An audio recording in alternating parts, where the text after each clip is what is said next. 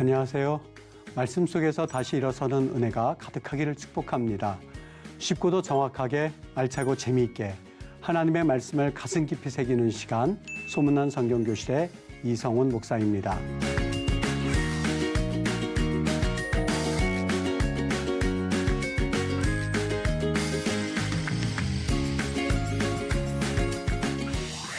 여러분 지난 시간에 나눈 내용 기억하시나요? 시편 98편을 중심으로 해서 감사는 곧 믿음이다 라는 제목으로 하나님의 말씀을 살펴보았습니다. 오늘 여러분과 나눌 이야기는요, 시편 132편을 중심으로 절망의 끝에서 라는 제목으로 주님께서 우리에게 주신 말씀을 같이 배워보도록 하죠.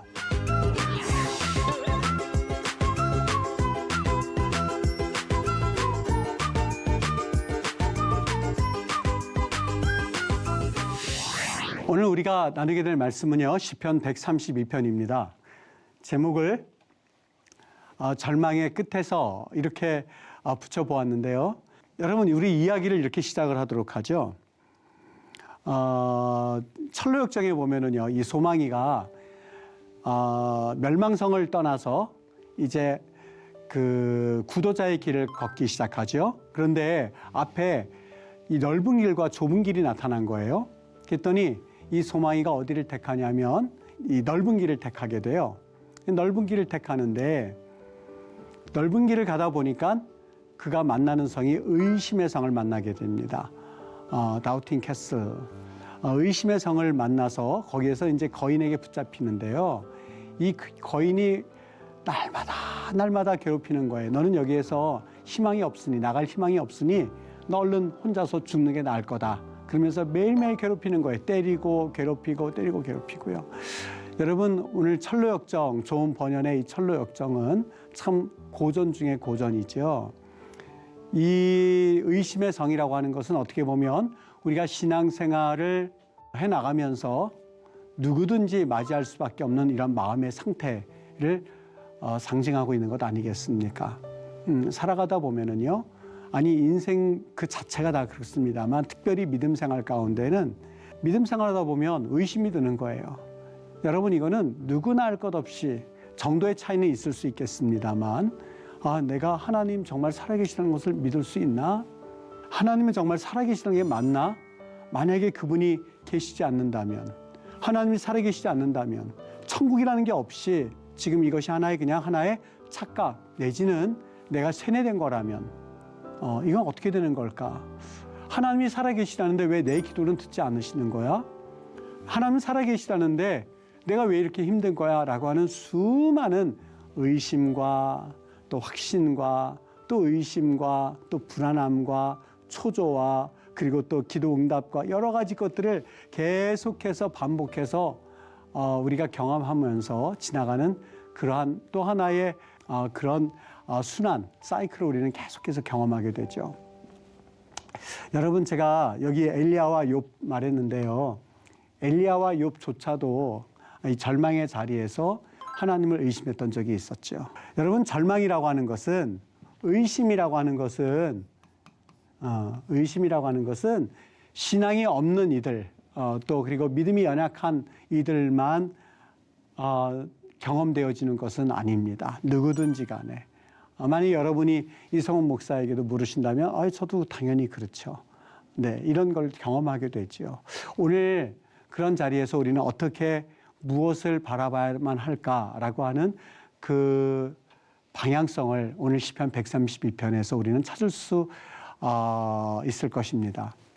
시편 132편의 내용입니다. 여러분, 이거를 여러분이 한번 읽어보셨으면 좋겠는데요.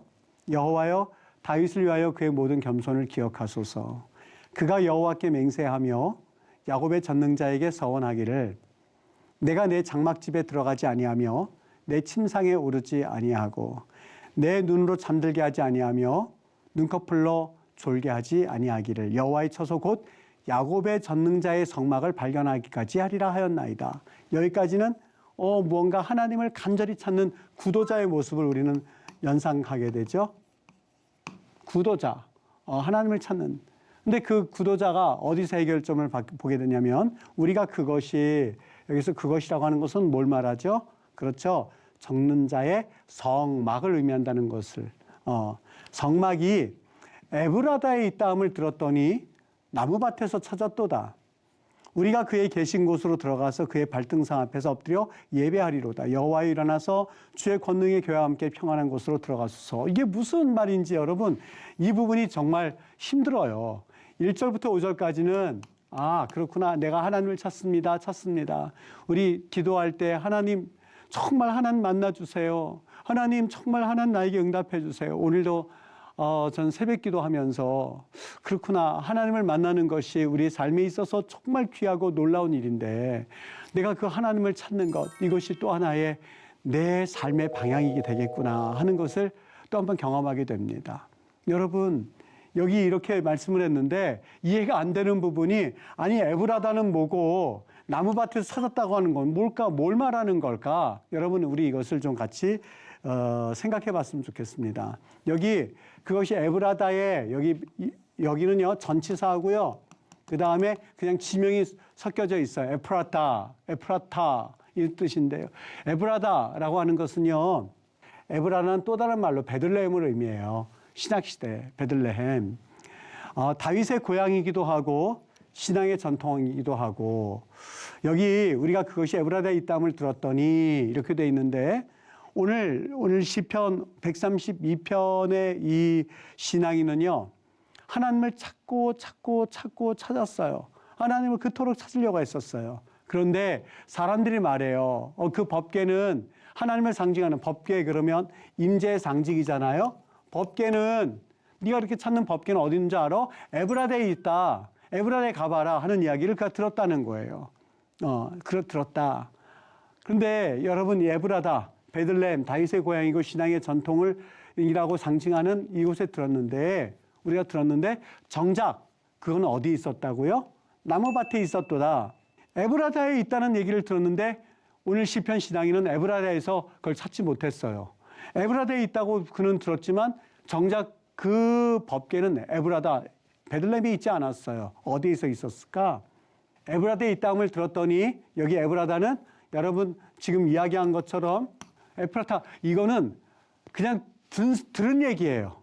여러분 우리가 하나님에 대해서 우리는 종종 듣죠. 하나님이 이렇게 살아계셔. 하나님께서는 이렇게 일하셔.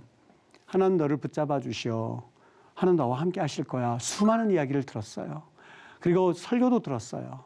부모님으로부터 우리는 그 이야기도 같이 또 익히 들었어요. 그런데 여러분 그건 듣는 것은 정말 듣는 것에 불과해요.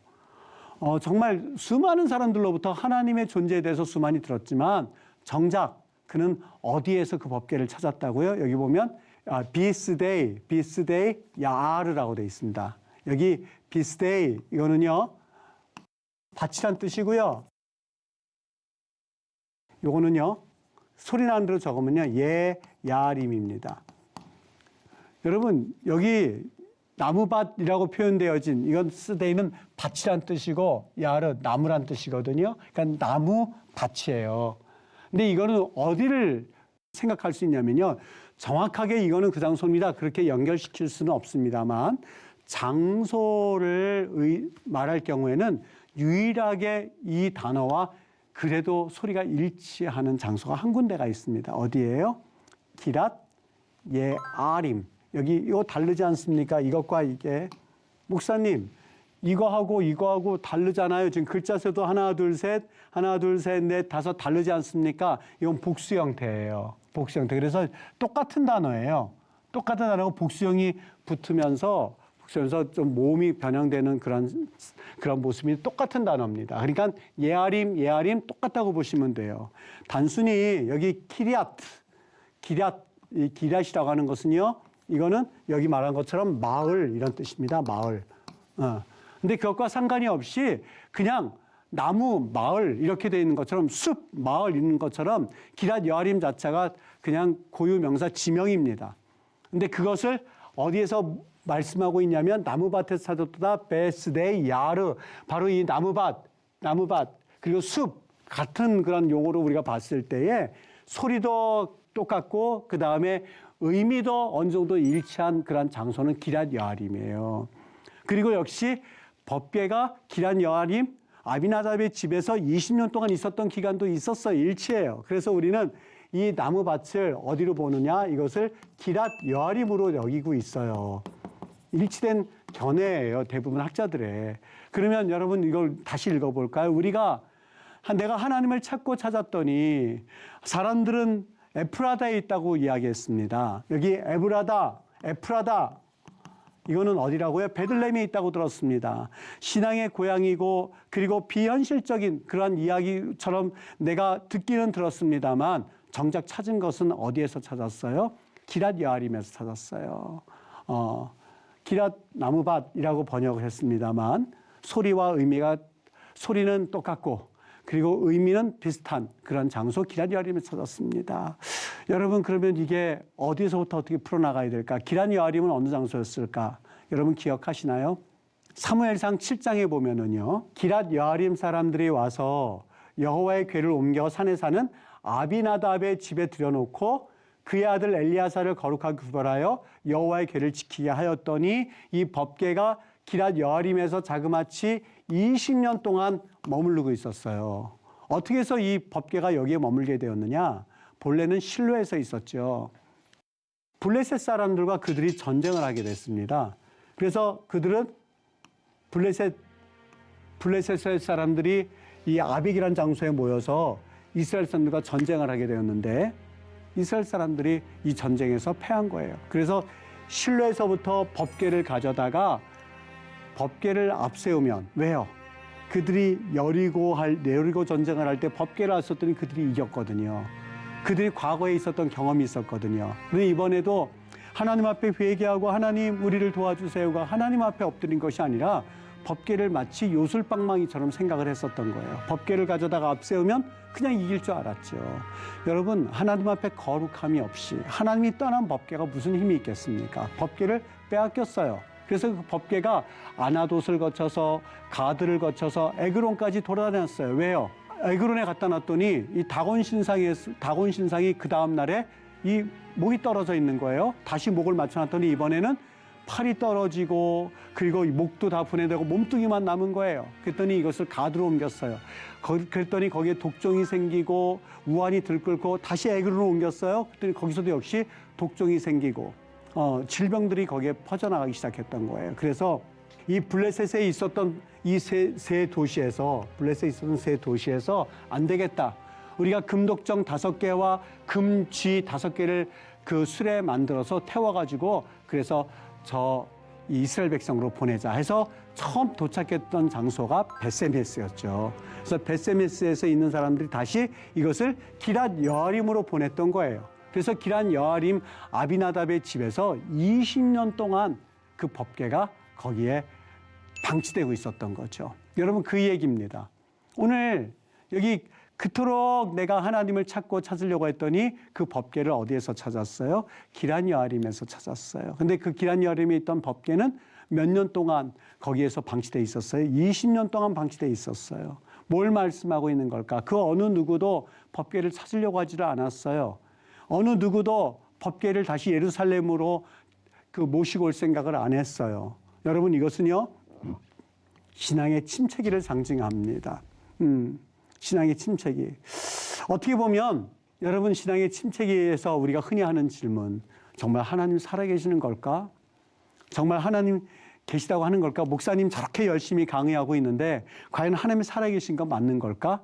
호기심 반, 내가 믿음을 떠날 수는 없고 그렇게 있는 분들이 주변에는 얼마나 많은지 모릅니다.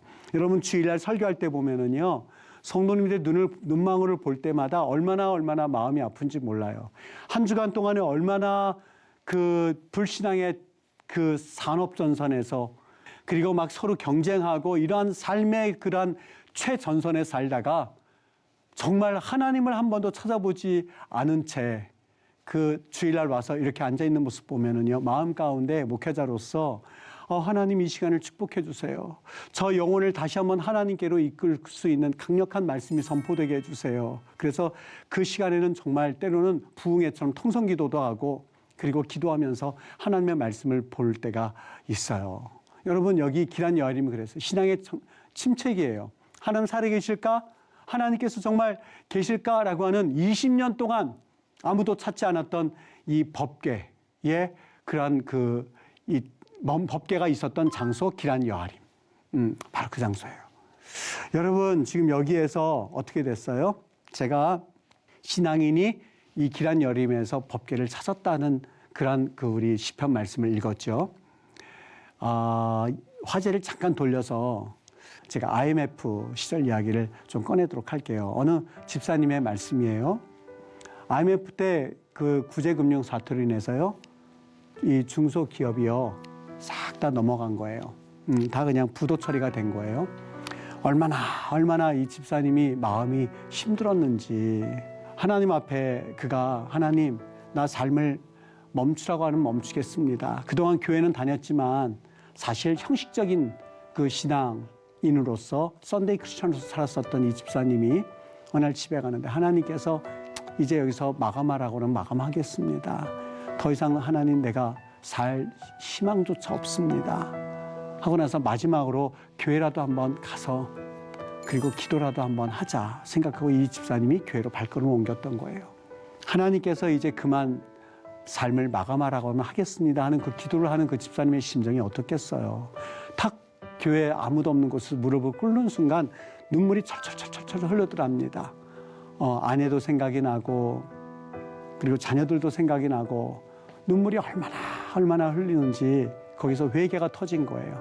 그동안 내가 안수 집사였지만 형식적으로 신앙생활했던 것 회개하고 그리고 그저 시간만 나면 주일날 예배에 가기보다는 골프채 들고 골프하러 갔던 것도 생각이 났고 골프하는 게 나쁘다는 게 아니고요. 그분 집사님의 그 간증이에요.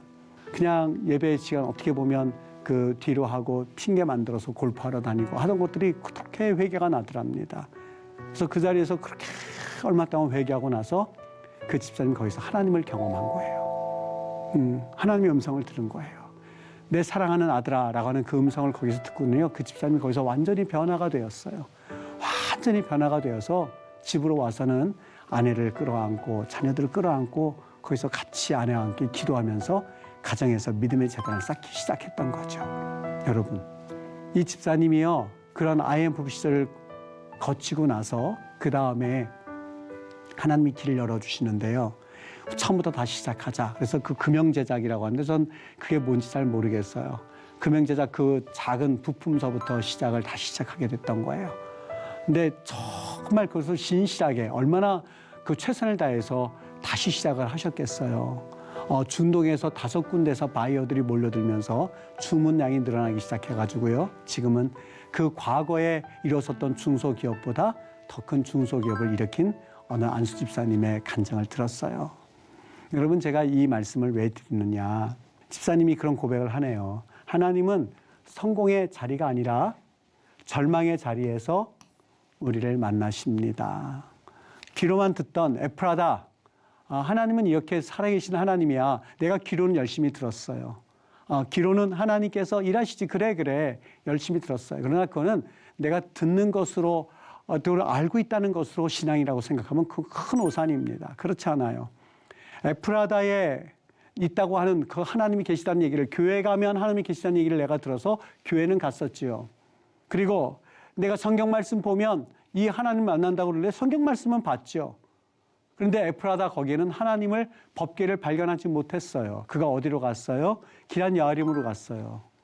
어떻게 보면 초라한, 어떻게 보면 아무도 주목하지 않는 그러한 정말 모든 사람들이 예배의 시간이 아니어서 다 떠난 그 컴컴한 공간에 혼자 남았을 때에 하나님이 그를 찾아와 주셔서 만났던 것처럼 그 기란 여아림은 그에겐 하나님을 만남의 장소였었어요.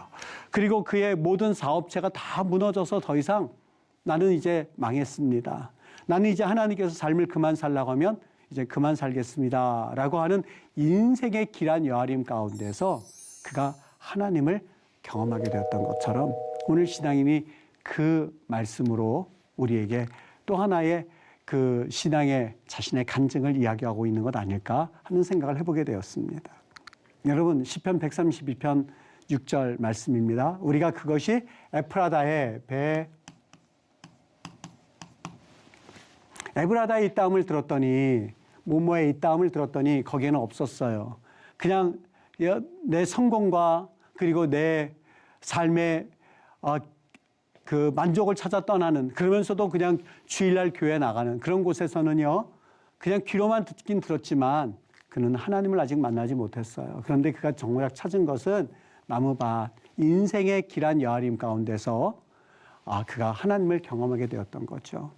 절망의 자리에서 하나님을 다시 찾는 순간 그는 하나님의 영광을 경험하였고, 하나님은 기럇 여아림에서 다시 법궤를 통하여서 다시 예루살렘으로 올라가게 하나님이 그러한 기회를 주셨던 것처럼 우리에게는 하나님의 영광이 실패의 자리에서 다시 나타난다는 것, 그 집사님이 경험한 것은 오늘 132편을 설명하기에 또 하나의 좋은 간증이라는 생각이 들었습니다. 여러분, 로마서 8장 28절은 말씀하죠. 하나님이 여전히 일하고 계세요. 어떻게 해요? 모든 것이 협력하여 선을 이룹니다. 여러분, 요셉이 보디발의 아내의 꾀임에 빠져서 그래서 감옥에서 그냥 고생하고 있죠. 술 맡은 관원장도 그냥 나갔고 떡 맡은 관원장도 나갔죠. 여러분, 이 자리에는 어떻게 보면 하나님이 역사하신다고 들었는데, 하나님이 신실하게 살면 하나님이 일하신다고 나는 들었는데 에프라다예요. 그런데 그가 그럼에도 불구하고 그 자리에 신실하게 서 있을 때 하나님이 일하기 시작했어요. 어떻게 해요? 그는 알지 못하죠. 그러나 하나님은 잠자는 바로왕의 꿈속에 계속해서 일하기 시작하세요. 아주 말로 형용할 수 없는 꿈을 주시기 시작하세요. 그리고 그가 깨어났을 때 그 꿈으로 인해서 근심하게 하였어요. 여러분, 그게 하나님의 일하심 아니겠습니까? 결국에는 그 꿈을 해석할 수 있는 자를 찾는데 요셉을 불러서 그의 꿈의 해몽을 듣지 않습니까? 여러분, 우리 인생에서는요, 절망과 실패 자리에 들어가 있다면 너무 낭망하지 마세요. 그 자리가 어떤 자리예요? 기럇 여아림이에요. 하나님을 만나는 자리예요. 하나님을 경험할 수 있는 자리예요. 오늘 시청자 여러분들께서도 이러한 에프라다에 있는 그러한 삶의 환경에 여러분이 있다면, 여러분, 그 자리가 정말 하나님의 법궤를 찾는 귀중한 은혜의 자리가 되기를 정말 주님의 이름으로 축복합니다. 로마서 50장 20절 말씀, 요셉이 말하죠. 하나님께서 그 모든 것들을 선으로 바꾸셨다. 여러분, 또 욥이 말을 하죠. 그의 고난이 다 끝나고 나서 내가 귀로만 듣던 하나님을, 내가 에프라다, 내가 귀로만 들어왔었습니다. 그런데 내가 하나님 앞에서 눈으로 보게 되었나이다. 고백하지 않습니까? 귀로만 듣던 하나님을 눈으로 보나이다. 눈으로 보게 되었나이다. 그가 기럇 여아림 가운데서, 고난 가운데서 그는 하나님을 경험하게 되었던 것이죠. 여러분, 우리 주님께서는요, 우리에게 주시려고 하는 것은 다른 것 아니에요. 미래와 희망을 우리에게 주시는 것이 우리 하나님이세요. 하나님은 선한 분이세요. 그래서 우리가 잘못된 것에서 깔깔깔깔거리면서 웃고 계시는 하나님이 아니라, 내가 실패하고 낭망해 있을 때 그분은 가만히 계세요. 언제까지요? 그 하나님을 경험할 때까지. 내 옆에 계신 분이 하나님이라고 하는 것을 경험할 때까지. 그리고 모든 것을 협력하여 선을 이룬다는 것을 고백할 때까지 주님께서는 계세요. 그 하나님을 오늘 시편 132편은 경험하게 되었던 것이죠. 여러분, 이거 어느 집사님의 간증도 제가 한번 이야기하고 넘어갔으면 좋겠는데요. 대공황 시절에 그 병원문을 닫았던 한 의사의 간증이에요. 아이와 함께 이 별을 보다가 느꼈던 그러한 그 아주 그 평범한 진리를 그는 고백하고 있는데요. 어두워져야 별이 보인다고 하는 그 평범한 진리. 여러분, 그렇죠. 밝을 때 별이 보이겠습니까? 어두워야 보이는 것이죠. 그 순간 그 의사 선생님은 깨달았답니다. 인생이 어두워졌기 때문에 내가 이제부터 별을 볼 수 있는 시간이 되었구나. 하나님을 경험하는 시간이구나 하는 것을 그는 고백했다고 합니다. 여러분, 기럇 여아림은 우리 인생의 아주 컴컴한 그러한 그 어둠의 터널을 지나고 있다면 여러분, 낭망하지 않게 되기를 바라요. 전 여러분들도 그 장소가 기럇 여아림으로써 하나님이 축복해 주셔서 정말 주님을 볼 수 있는 그러한 밤, 또한 그러한 장소가, 또한 그러한 시간이 되시기를 정말 주님의 이름으로 축복합니다.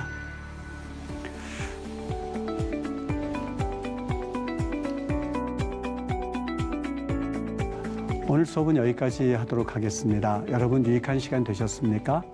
오늘 수업은 유튜브를 통해서 다시 보실 수 있습니다.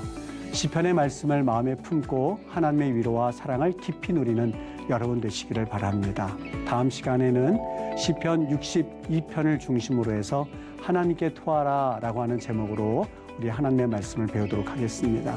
여러분, 말씀의 은혜로 기쁨이 넘치는 하루 되시기를 바랍니다. 다음 시간에 반갑게 뵙도록 할게요. 감사합니다.